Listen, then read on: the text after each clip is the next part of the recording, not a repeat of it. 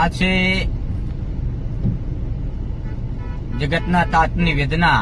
જુઓ તમે, બટાટાનો પાક તો લીધો, બટાકાની ખેતી કરી, સારી આવક મેળવવા માટેની મહેનત પણ કરી, પરંતુ હવે જ્યારે પાક નીકળી રહ્યો છે ત્યારે આવી રીતે કલાકો નહીં પરંતુ કેટલો સમય લાઈનમાં ઉભું રહેવું પડે એનું પણ કોઈ નક્કી નહીં. જો કેટલા કિલોમીટર લાંબી લાઈન છે તમે આ વિડીયોના માધ્યમથી જોઈ શકો છો. એમાંય મારે ખાસ તો અહીંયા બનાસકાંઠામાં જે કંપનીઓ જે ખેડૂતોને વાવણી કરવા માટે આપે છે ને એમને પણ એક ખાસ મારે સંદેશ આપવો છે કે ઘણા ખેડૂતોના તમે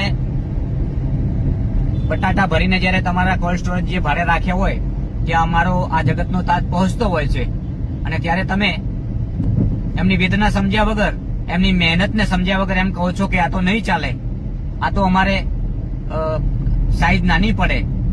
અરે એ સાઈઝ મેળવવા માટે એ ખેડૂતો કેટલી મહેનત કરી છે એ તમને ખબર છે?